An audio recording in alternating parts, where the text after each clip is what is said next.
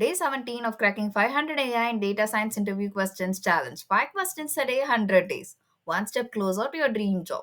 If you are new here, don't forget to check out the first 16 days in the playlist. You might have missed some key questions that will be important in cracking your next interview. What is a confusion matrix and how do you interpret it? Accuracy can lie. The confusion matrix tells the whole truth. The confusion matrix breaks down predictions into four categories. First, true positive. Model predicted yes and it was actually yes. True negative. Model predicted no and it was no. False positives. Model predicted yes but it was no. False negatives. Model predicted no but it was yes. For example, in a spam classifier, if it is true positive, spam correctly flagged it. If it's false positive, normal email wrongly flagged as spam. If it's false negative, spam got missed. If it is true negative, normal email correctly left untouched. From this, we can calculate metrics like precision, recall, and reference score. Using precision, we can figure out how many predicted positives are correct. The formula for precision is true positive divided by true positive plus false positive. Using recall, we can figure out how many actual positives we got. The formula for recall is true positive divided by true positive plus false positive. Confusion matrices help you understand the types of errors your model makes, especially important in imbalanced data sets like fraud detection or medical diagnosis. What is the difference between batch gradient descent and stochastic gradient descent? Training models is like climbing hills. Batch makes a whole map, SGD takes quick steps. Both are optimization techniques used to minimize the loss function in machine learning. But by using batch gradient descent, we can use the entire data set to calculate the gradient, which is more stable but slower. Best for smaller data sets when high precision is needed. Stochastic gradient descent, on the other hand, updates weights using just one sample at a time, which is much faster, especially with large data sets, but can oscillate or convert less smoothly. Think of batch as a slow, steady climb with a full GPS, and SGD as quick steps that sometimes overshoot but get you there faster. Why is it important to split data into train, validation, and test data sets? A model trained on everything learns everything but generalizes nothing.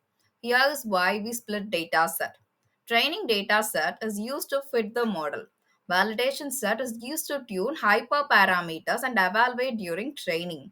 Test set is used to evaluate final performance on unseen data. Without this separation, you might overfit to the training data or accidentally tune the test data, making your model performance look better than it actually performing. Good data splits help ensure your model performs well in the real world, not just in the lab.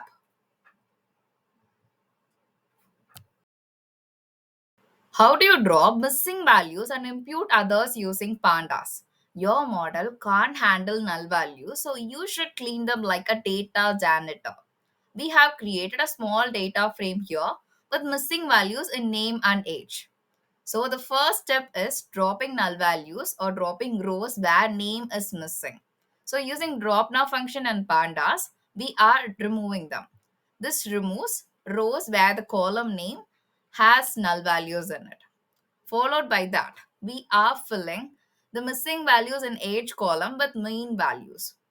So this technique prevents losing too much of data, like dropping everything with any missing value and still gives the model clean and usable input. So whenever you see a missing value in a data, you need to treat them with mean, median or mode based on the situation. How do you standardize numerical features using Scikit-learn library? Raw numbers can fool the model. Standardization brings them to the same scale.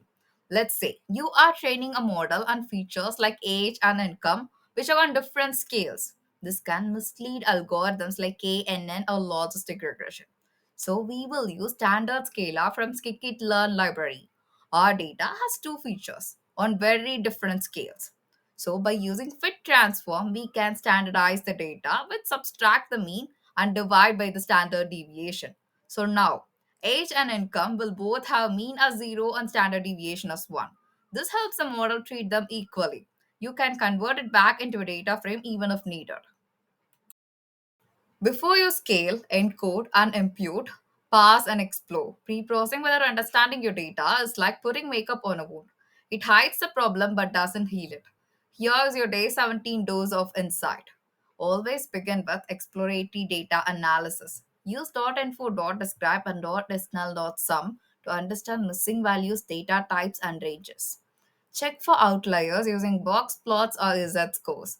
Outliers can mislead models and scaling methods. Standard scalar assumes normal distribution. If your data is skewed, try robust scalar or log transformations instead. Don't impute blindly. Filling null values with the mean is easy, but is it meaningful? Check every time. Sometimes domain knowledge tells you a zero or a specific flag is more appropriate. Feature scaling should come after handling outliers, not before.